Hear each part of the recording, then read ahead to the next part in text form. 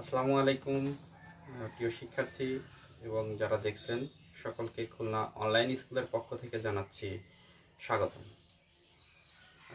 প্রিয় শিক্ষার্থী, তোমরা নিশ্চয়ই অবগত আছো যে এই করোনাকালে দেশের সমস্ত শিক্ষা প্রতিষ্ঠান বন্ধ রয়েছে।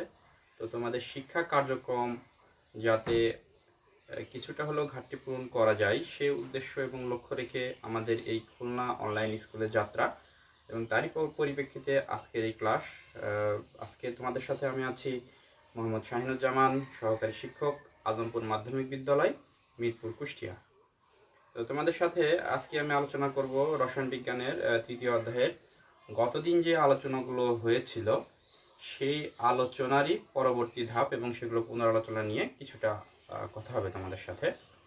তো ক্লাস শুরু করার পূর্বেই আমি দেখে নিতে চাই যে আমাদের সাথে কারা যুক্ত আছেন, কোনো সমস্যা আছে কি না অনুগ্রহ করে আমাকে কমেন্ট বক্সে জানাবেন। সাউন্ড, লাইটিং সিস্টেম বা দেখা যায় না এরকম কোনো যদি কোনো সমস্যা থাকে অনুগ্রহ করে আমাকে একটু কমেন্ট বক্সে জানাবেন।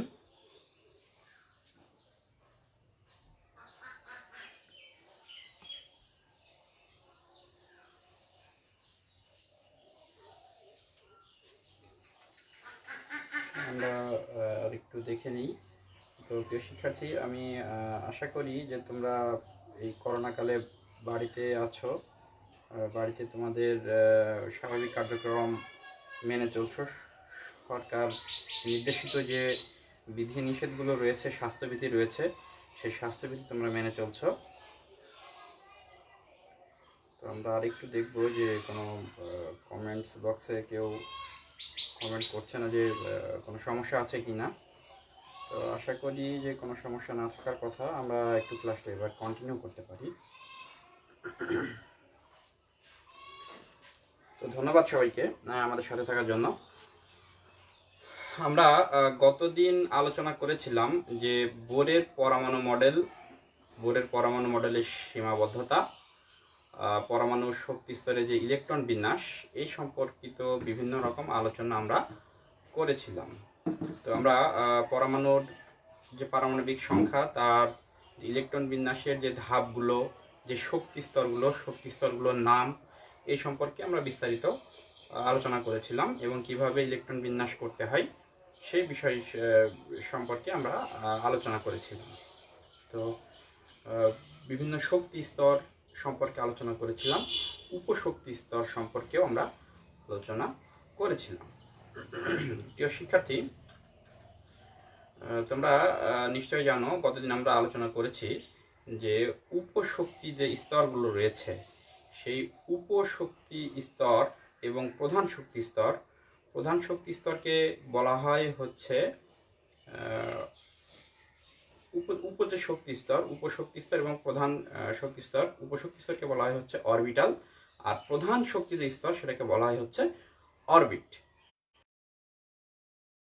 এবং অরবিটালের ভিতরে নিশ্চয়ই তোমরা পার্থক্যটা কোথায় বুঝতে পেরেছ। তো এখন আমরা একটু আলোচনা করব যে ওই অরবিটালের মধ্যে, অরবিট এবং অরবিটাল এর মধ্যে কোন স্তরে কতটি ইলেকট্রন আর কি যায়, কোথায় কতটি ইলেকট্রন ধারণ করতে পারে, এগুলো নিয়ে আমরা একটু আলোচনা করব। তার আগে পরমাণুতে ইলেকট্রন বিন্যাসের যে নীতিগুলো ছিল, নীতিগুলো সম্পর্কে আমরা কতদিন আলোচনা করেছিলাম। তো এই নীতির ব্যতি রেখেই কিছু ভিন্ন ধর্মী নীতি এখানে অনুসৃত বা অনুসরণ করে থাকে। যেমন আমরা একটি ইলেকট্রন বিন্যাস দেখব।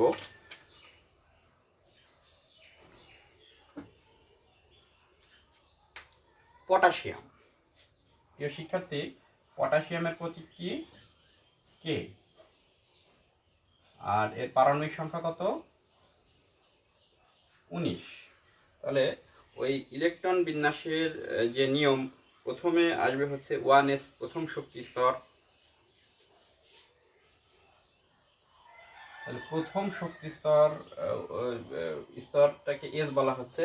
তো এস, এই যে অরবিটাল, এস অরবিটালে ইলেকট্রন ধারণ করতে পারে কয়টি? সর্বোচ্চ 2টি। তাহলে 1s2।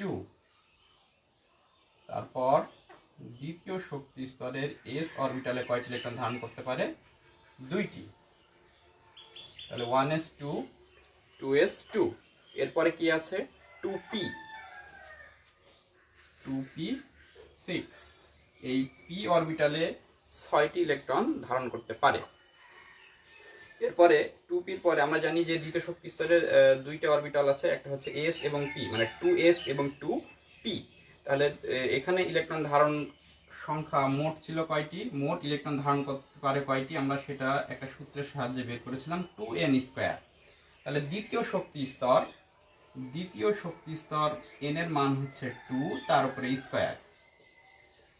তাহলে শিক্ষার্থী তোমরা একটু লক্ষ্য করো, দ্বিতীয় শক্তি স্তরে কয়টি ইলেকট্রন নিতে পারে, 8টি।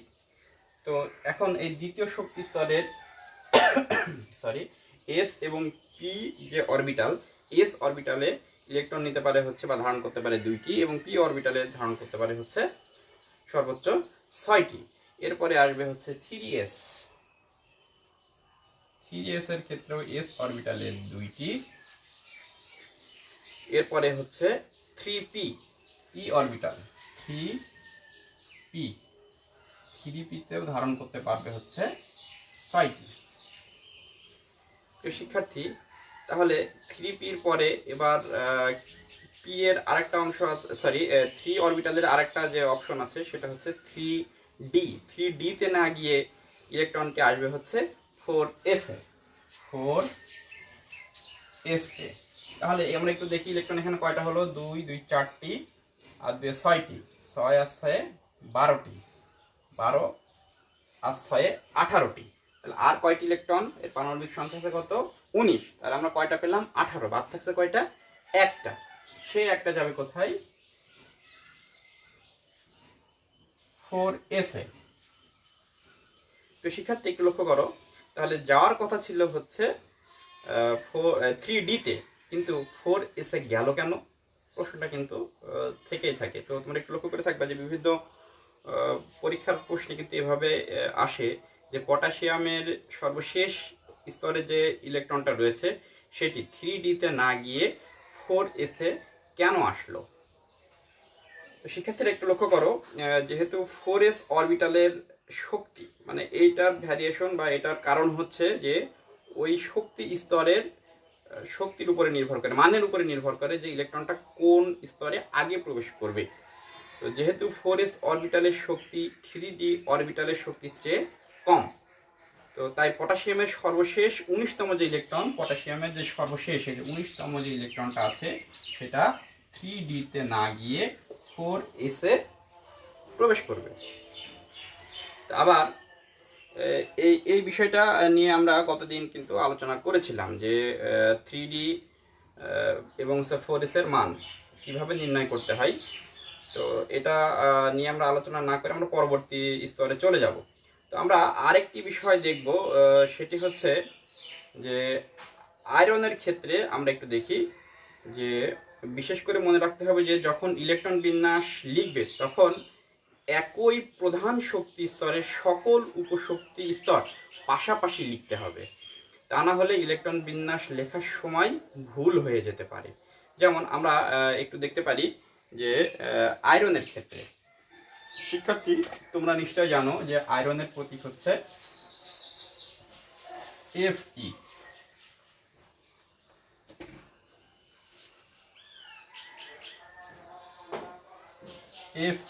আয়রনের প্রতীক হচ্ছে, পারমাণবিক সংখ্যা কত নিশ্চয়ই তোমরা জানো, আয়রনের পারমাণবিক সংখ্যা হচ্ছে 26। আমরা ইলেকট্রন বিন্যাসগুলো এই ক্ষেত্রে কিভাবে করতে পারি দেখো, 1s2, যেহেতু প্রথম শক্তি স্তরে দুটো ইলেকট্রন ধরবে, তারপর আমরা লিখতে পারি 2s2 2p6, দ্বিতীয় শক্তি স্তরে 8টি ইলেকট্রন ধারণ করতে পারে। এরপরে 3s2 3p4, তারপরে আসছে হচ্ছে 3p6, এরপর 3d, এরপরে হচ্ছে 3d6, এরপরে 4s1। শিক্ষার্থীরা তোমরা একটু লক্ষ্য করে দেখো যে এটাকে যদি আমরা একটু ভাগ করি,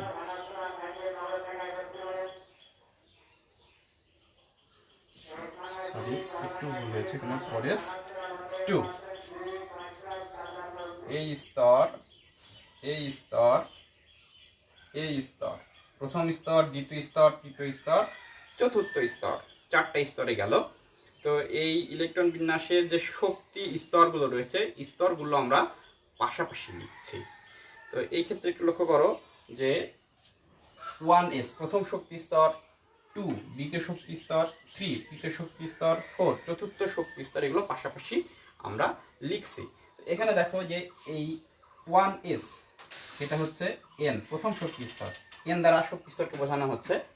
এরপরে দেখো n সমান 2 এটা দ্বিতীয় শক্তি স্তর, আর সম্পূর্ণ এটা মিলে হচ্ছে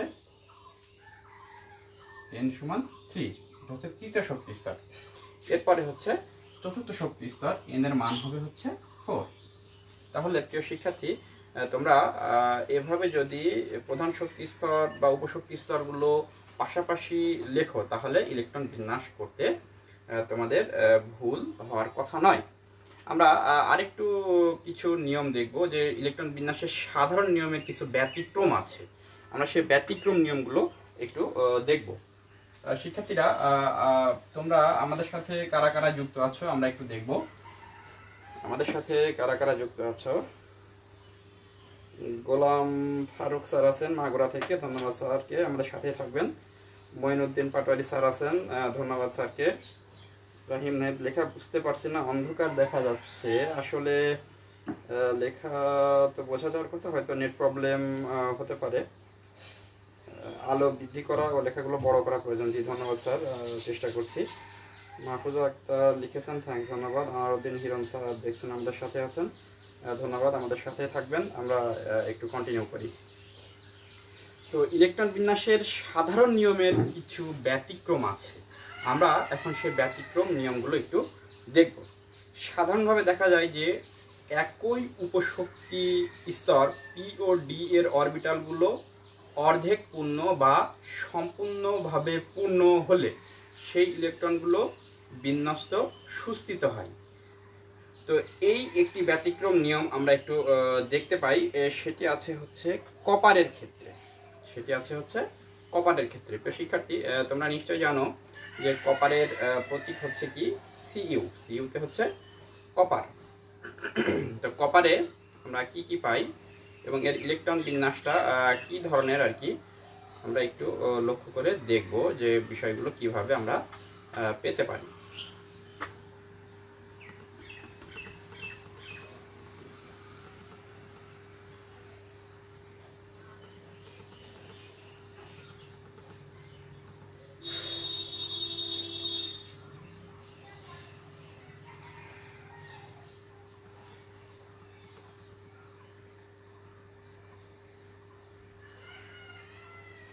আচ্ছা, আমরা একটু দেখি কপার এবং হচ্ছে ক্রোমিয়াম, দুইটা মৌল, একটা হচ্ছে ক্রোমিয়াম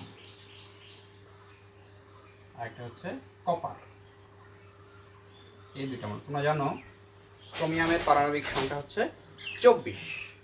ক্রোমিয়ামের পারমাণবিক সংখ্যা হচ্ছে 24। তো ইলেকট্রন বিন্যাসটা কিভাবে হওয়ার কথা ছিল, আমরা একটু ইলেকট্রন বিন্যাসটা লিখে এর ব্যতিক্রম নিয়মটা কোথায় আমরা একটু লক্ষ্য করে একটু দেখব। যে সাধারণত এটা হওয়ার কথা ছিল এভাবে 1s2 2s2, লেখাগুলো একটু বড় করার চেষ্টা করছি। 1s2 2s2, তাহলে 2p6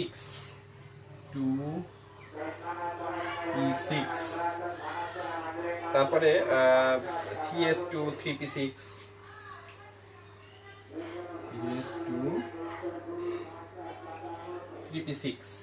3s2 3p6, তারপরে 3d4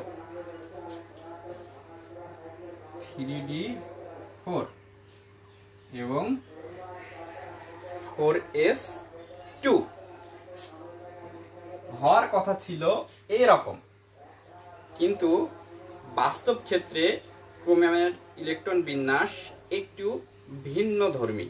তো সেটা দেখি, এখান থেকে শুরু করে এই পর্যন্ত সম্পূর্ণটা একই থাকবে। 1s2 2s2 2p6 3s2 3p6, এখানে পরিবর্তন আসবে 3d এবং 4s। এই ক্ষেত্রে শেষোক্ত যে ইলেকট্রন বিন্যাস রয়েছে সেটাতে আমরা 3d5 লিখব, হচ্ছে 3d5 আর 4s1। শিক্ষার্থীরা তোমরা নিশ্চয় জানো যে এই ডি অরবিটালে ইলেকট্রন ধারণ করতে পারে হচ্ছে 10টি। ডি ইলেকট্রনে কয়টি? সর্বোচ্চ 10টি। আর এসে হচ্ছে 2টি। তো এই ব্যতিক্রমটা হচ্ছে এখানে ক্রোমিয়ামের ক্ষেত্রে যখন আমরা ইলেকট্রন বিন্যাস করব সেই ক্ষেত্রে ওই উভয় অরবিটালে এটা হচ্ছে অর্ধপূর্ণ থাকবে। অর্ধপূর্ণ, ওই যে বলেছি যে ডিতে থাকে কয়টি? 10টি। আর সর্বোচ্চ ইলেকট্রন থাকতে পারে হচ্ছে 10টি। তাহলে 10-এর অর্ধেক হচ্ছে কত? 5টি। তাহলে এই যে আবার এস অরবিটালে কয়টি থাকতে পারে? 2টি। 2-এর অর্ধেক কত? 1টি। তাহলে প্রথমে ছিল দেখো যে 3d4 আর 4s2। সাধারণতভাবে এটা হওয়ার কথা ছিল, কিন্তু এই পদ্ধতিটা ভুল। এই ক্ষেত্রে করবে কি যে অর্ধেক পূর্ণ করবে, যে এই অরবিটালগুলো হচ্ছে অর্ধেক পূর্ণ করবে। অর্ধেক পূর্ণ করলে পারেই এই যে অর্ধেক পূর্ণভাবে তারা অরবিটালগুলো পূরণ করবে। তো এর ভিতরে যে সুস্থিত বিন্যস্ত যে ইলেকট্রন বিন্যাস, এরা অর্ধপূর্ণ করে ইলেকট্রন বিন্যাস সম্পূর্ণ করে থাকে। তো এটি হচ্ছে ব্যতিক্রম নিয়ম। ঠিক একইভাবে আরেকটি আছে। তাহলে আমরা এই যে উপরের এই নিয়মটা কিন্তু সঠিক নয়, নিচের এই নিয়মটা হচ্ছে সঠিক, 3d5 এবং 4s1। শিক্ষার্থীরা তোমরা নিশ্চয়ই বুঝতে পেরেছ যে ব্যতিক্রম নিয়মটা কি। যে একটি অর্ধপূর্ণ নিয়ম হচ্ছে যে ওই এখানে ছিল 3d4 আর এখানে হচ্ছে 4s2। তাহলে 3d মানে এই ডি স্তরে 10টি ইলেকট্রন ধারণ করতে পারে, 10-এর অর্ধেক হচ্ছে 5। তো সেজন্য কি করবে কি, এ বলবে যে ঠিক আছে আমি অর্ধেক নেই, আর এস বলবে ঠিক আছে আমি অর্ধেক নেই। অর্ধেক নিয়ে ওরা সম্পূর্ণ থাকবে বা খুশি থাকবে। তো এটি হচ্ছে একটি ব্যতিক্রম নিয়ম ইলেকট্রন বিন্যাসের।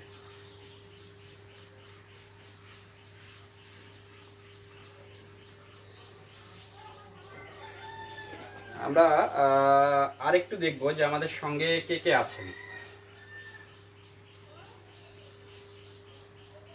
মাঝে মাঝে অন্ধকার আসে, রাহিমা খানম পারুল আমাদের সাথে যুক্ত আছেন। অনেক ভালো ক্লাস শুনছি, ধন্যবাদ। আসলে অন্ধকার আসছে, এটা হয়তো নেট প্রবলেম অনেক সময় দেখা যায়, নেটের স্পিডের কারণেও বা ফোকাসিং এর সমস্যা হতে পারে। তো আমরা চেষ্টা করছি এই সমাধানগুলো করার। ধন্যবাদ, আমাদের সাথে থাকবেন। আচ্ছা, এবার আমরা আরেকটি ব্যতিক্রম নিয়ম দেখব। সেটি হচ্ছে কপারের ক্ষেত্রে।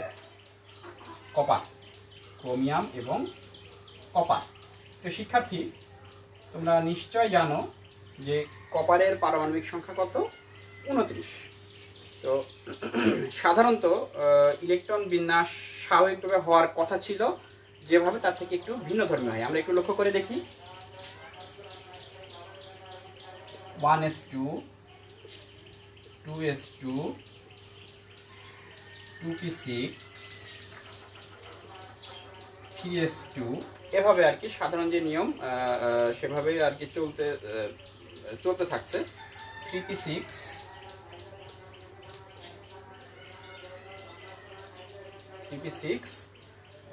3d9 আর 4s1। কয়টা হলো? 2 2 4 আর 6 10 আর 2 12, 12 আছে 18 19 20 21 22 23 24 25 26 27 28। আচ্ছা সরি, এখানে হচ্ছে 4s2টা হওয়ার কথা ছিল। তো প্রিয় শিক্ষার্থী আমরা একটু লক্ষ্য করে দেখি যে এমন হওয়ার কথা ছিল, কিন্তু এই পদ্ধতিটা সঠিক নয়। এটির কারণ হিসাবে আমরা আরেকটি বিষয় লক্ষ্য করতে পারি যে এটি হচ্ছে একটি ভিন্ন ধর্মী নিয়ম, যে সাধারণ নিয়মের একটু ব্যতিক্রম আর কি। তো এই ক্ষেত্রে একটু দেখব যে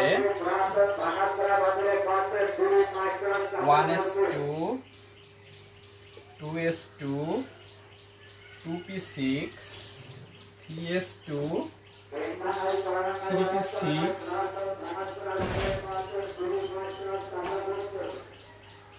3d10 এবং 4s1।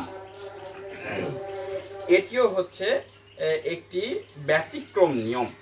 প্রিয় শিক্ষার্থী, তোমরা একটু লক্ষ্য করে থাকবে যে দেখো যে এই 3d মানে d অরবিটালে কয়টা ইলেকট্রন ধারণ করতে পারে? সর্বোচ্চ 10টি।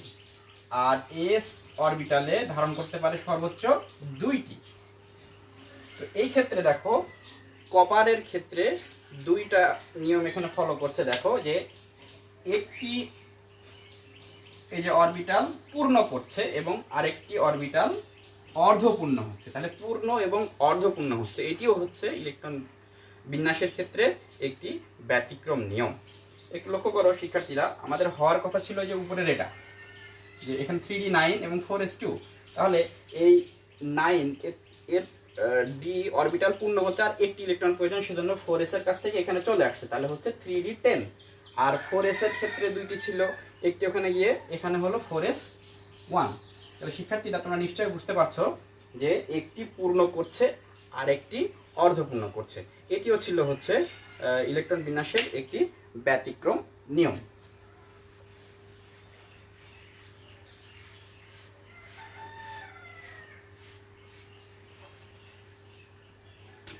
তো প্রিয় শিক্ষার্থী, তোমাদের এই ইলেকট্রন বিন্যাসে যদি কোনো সমস্যা থেকে থাকে আমাকে কমেন্ট বক্সে জানাবে, আমি তোমাদের প্রশ্নের উত্তর দেওয়ার ইনশাল্লাহ চেষ্টা করব।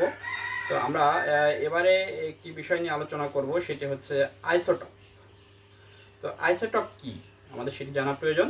তো যে সকল পরমাণুর প্রোটন সংখ্যা সমান, আমি আবারও বলছি, যে সকল পরমাণুর প্রোটন সংখ্যা সমান ও নিউট্রন সংখ্যা ভিন্ন, তাদেরকে একে অপরের আইসোটপ বলা হয়। তো আইসোটপের বিভিন্ন ক্ষেত্রে প্রয়োগ আছে, সেই প্রয়োগগুলো বা সেগুলো নিয়ে আমরা বিস্তারিত পরে কোনো ক্লাসে আলোচনা করব। তো আইসোটপের বিষয়টা নিয়ে আমরা আরেকটু কথা বলবো, সেটি হচ্ছে যে হাইড্রোজেন। তোমরা চিনো যে হাইড্রোজেন একটা পরমাণু, একটি মৌল। তো হাইড্রোজেন এই মৌলের 7টি আইসোটপ আছে। কয়টি? 7টি। তো এই আইসোটপগুলো মধ্যে শুধুমাত্র 3টি প্রকৃতিতে পাওয়া যায়, আর বাকি যে 4টা সেগুলো ল্যাবরেটরিতে প্রস্তুত করা হয়ে থাকে বা বানানো হয়ে থাকে। তো এই হাইড্রোজেনের যে 3টি প্রাকৃতিক আইসোটপ আছে সেগুলোর নাম, প্রথমটা হচ্ছে যে হাইড্রোজেন বা প্রোটিয়াম। হাইড্রোজেন বা প্রোটিয়াম।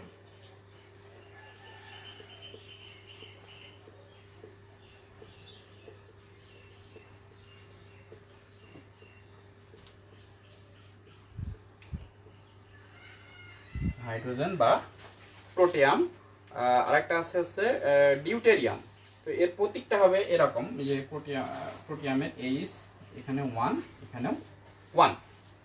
তো এর প্রোটন সংখ্যা হচ্ছে একটি, ভর সংখ্যা 1, কিন্তু নিউটন সংখ্যা এখানে নাই। এর নিউটন সংখ্যা নাই, নিউটন সংখ্যা 0। হাইড্রোজেন বা প্রোটিয়াম। দ্বিতীয়টি হচ্ছে ডিউটেরিয়াম। দ্বিতীয়টির নাম হচ্ছে ডিউটেরিয়াম। দ্বিতীয়টির নাম হচ্ছে ডিউটেরিয়াম। আর তৃতীয় যেটি আছে সেটির নাম হচ্ছে টিট্রিয়াম।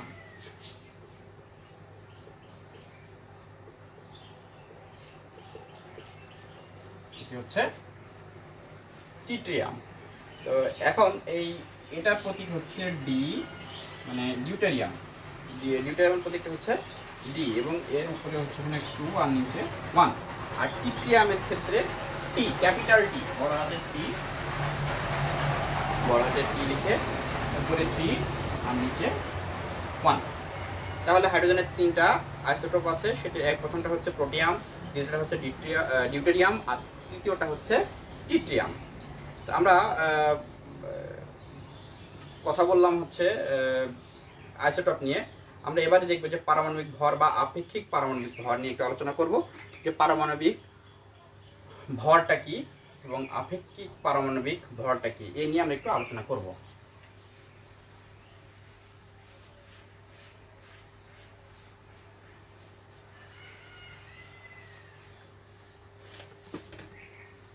পারমাণবিক ভর।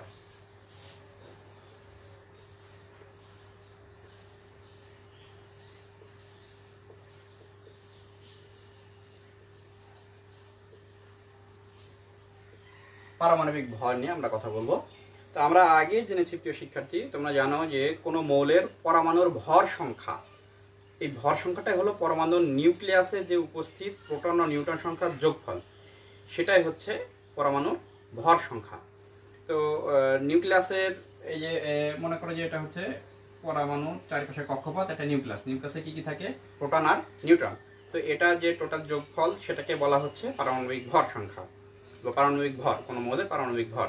তাহলে ভর সংখ্যা নিশ্চয় হবে একটি পূর্ণ সংখ্যা। কি হবে? একটি পূর্ণ সংখ্যা হবে। কিন্তু তুমি যদি এর কিন্তু একটা মানে ভিন্নতাও আছে, যদি কপারের পারমাণবিক ভর দেখা যায় তাহলে সেটি কিন্তু একটু ভিন্ন রকম। কপারের পারমাণবিক ভর হচ্ছে 63.5। পূর্ণ সংখ্যা বলতে মানে দশমিক থাকবে না, সেটাই পূর্ণ সংখ্যা। যেমন আমি যদি মনে করি 75 কিন্তু একটা হচ্ছে পূর্ণ সংখ্যা, এর সঙ্গে কোনো দশমিক নাই। কিন্তু এই কপারের ক্ষেত্রে সেটি হচ্ছে 63.5, এটি পূর্ণ সংখ্যা কিন্তু না। আর ক্লোরিনের ক্ষেত্রে আবার একটু ভিন্ন রকম আছে, সেটা হচ্ছে 35.5। ক্লোরিনের ক্ষেত্রে আছে হচ্ছে 35.5 এটি। তো তাহলে যে এটি আপেক্ষিক পারমাণবিক ভর না, এটা কিভাবে কি সম্ভব বা এর দরকারটা কি, সে বিষয় সম্পর্কে আমরা একটু জানব। তো বিভিন্ন পরমাণুর ভর কিন্তু নির্দিষ্ট। পরমাণুর ভর, তো শিক্ষার্থী আমি আবারও বলছি পরমাণুর ভর। যেমন মনে করো যে আমি যদি বলি যে ফ্লোরিনের একটি পরমাণুর ভর, এগুলো খুব সূক্ষ্ম বিষয়। তো একটি ফ্লোরিনের পরমাণুর ভর পারমাণবিক ভর না, কিন্তু পরমাণুর ভর হলো 3.16 ইন্টু 10⁻⁻23 এত গ্রাম। এটা হচ্ছে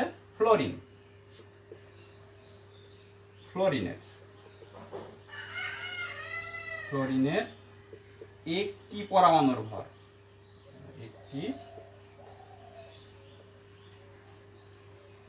পরমাণুর ভর।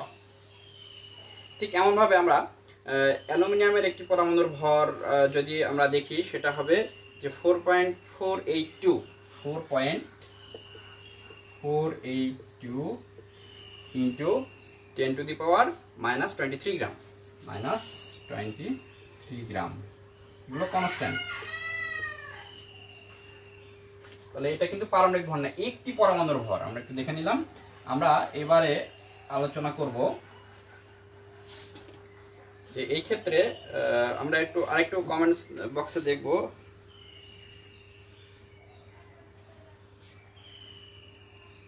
সৈয়দ মোহাম্মদ জসিমউদ্দিন, তিনি চমৎকার করছেন, ধন্যবাদ।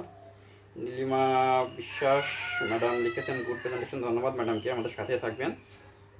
রাহিম নাহিদ স্যার দেখা যাচ্ছে না, দেখা গেলে ভালো হতো। আসলে দেখা তো যাওয়ার কথা, যাই হোক হয়তো নেট কানেকশন প্রবলেম থাকতে পারে, তোমার ক্ষেত্রে ওখানে থাকতে পারে। তো আমার এখান থেকে তো আমি তো মনে করছি যে ভালো হচ্ছে।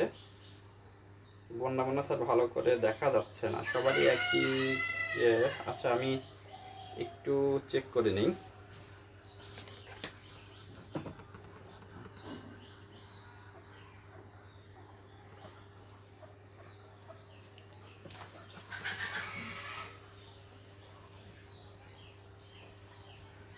আমার মনে হয় এবার হয়তো ভালো দেখা যেতে পারে।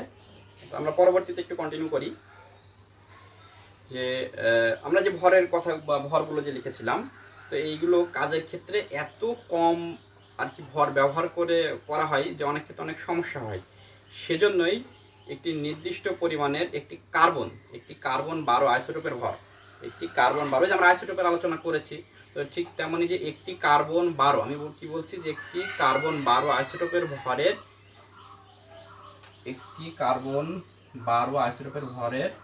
12/1 অংশকে একক হিসাবে ধরে তার সাপেক্ষে পরমাণুর কিন্তু ভর মাপা হয়। তাহলে এর একটা ফর্মুলা আছে, তার আগে আমরা একটু দেখে নিই যে কার্বন 12 আইসোটোপের পারমাণবিক ভরের 12/1 একটা নির্দিষ্ট মাপ আছে। যে কার্বন 12 আইসোটোপের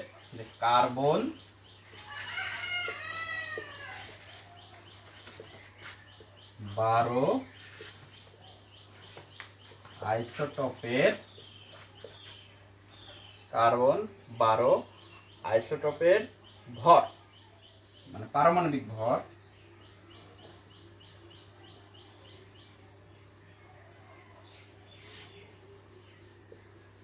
কার্বন 12 আইসোটোপের পারমাণবিক ভরের 12 এক অংশ সমান কতটুকু, সেটি হচ্ছে 1.66 into 10 to the power -24 into 10 to the power -24 gram. এটা কিন্তু নির্দিষ্ট। এখন এটাকে ধরেই আমরা বিভিন্ন মৌলের আপেক্ষিক পারমাণবিক ভর বের করতে পারবো।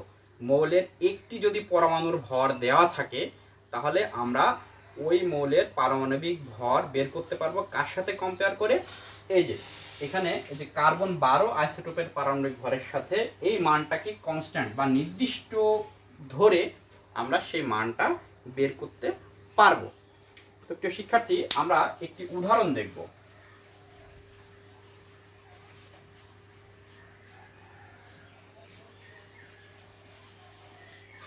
পারমাণবিক ভর বের করার জন্য আমরা একটি উদাহরণ দেখব কিভাবে পারমাণবিক ভর আসলে বের করতে হয়। প্রিয় শিক্ষার্থী, তোমরা একটু লক্ষ্য করবো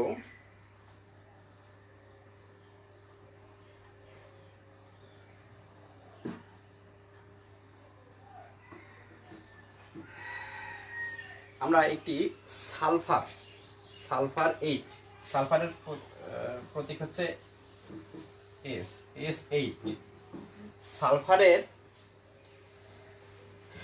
8টি পরমাণুর ভর দেওয়া আছে। মনে করো যে সালফারের একটি পরমাণুর ভর, সালফারের একটি পরমাণুর ভর দেওয়া আছে, তার পারমাণবিক ভর বের করতে হবে।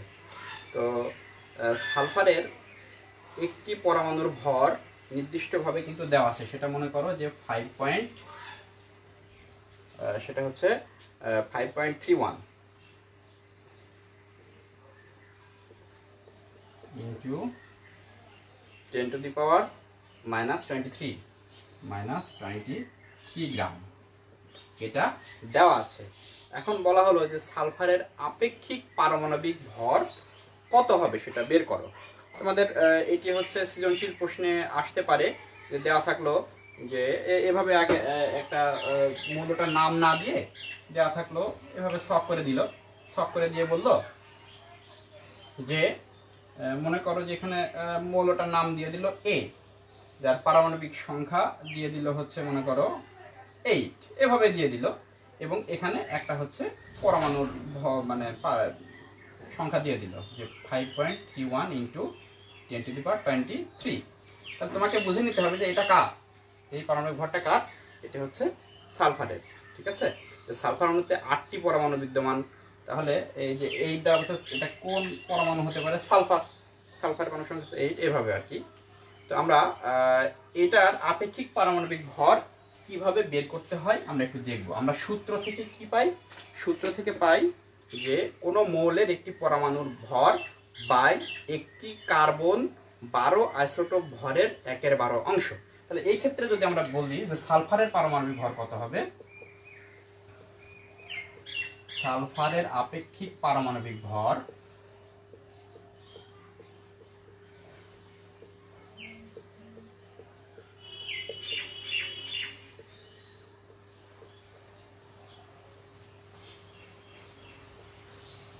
সালফারের আপেক্ষিক পারমাণবিক ভর আমরা কি জানি যে তাহলে যে কোনো মৌলের একটি পরমাণুর ভর, তাহলে এই ক্ষেত্রে কোন মৌলটা আমরা উল্লেখ করে নিয়েছি, সালফার। তাহলে কি লিখবো, সালফারের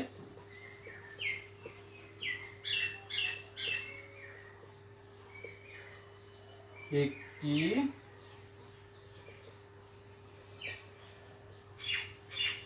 পরমাণু ভর বাই, সূত্র অনুসারে আমরা কি জানি যে একটি কার্বন 12 আইসোটোপ ভরের একটি কার্বন 12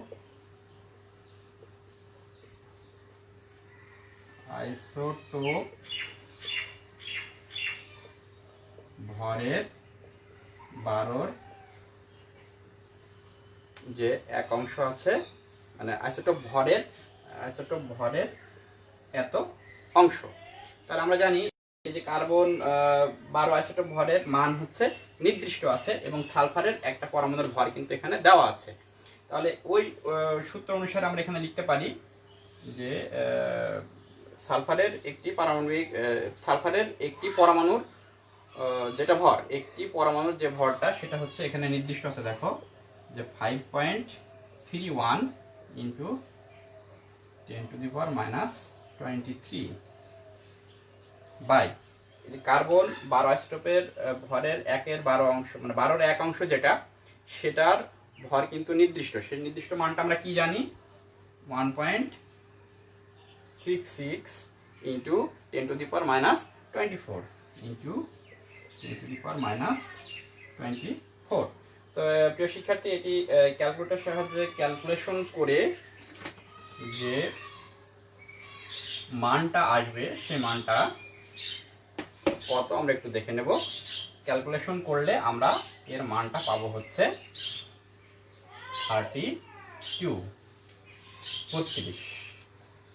তো এভাবে প্রিয় শিক্ষার্থী, যদি কোনো মৌলের একটি পরমাণুর ভর দেওয়া থাকে তাহলে তোমাদের জানা থাকতে হবে যে কার্বন -12 এর হচ্ছে 12 ইন্টু 1/12 এর আইসোটোপ ভরের 1/12 অংশটা হচ্ছে 1.66 গুণিত 10⁻⁻24, মানে 1.66 ইন্টু 10⁻⁻24।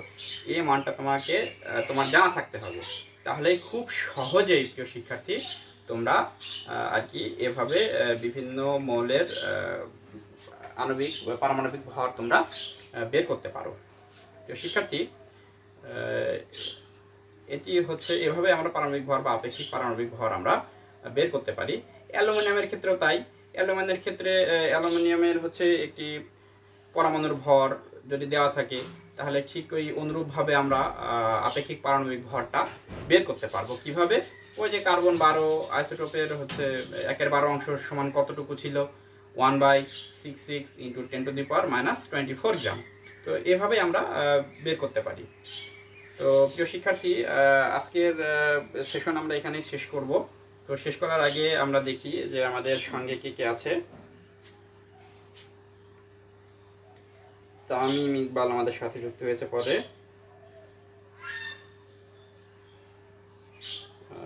নীলিমা বিশ্বাস ম্যাডাম আমাদের সঙ্গে ছিলেন, অনেকেই আছেন।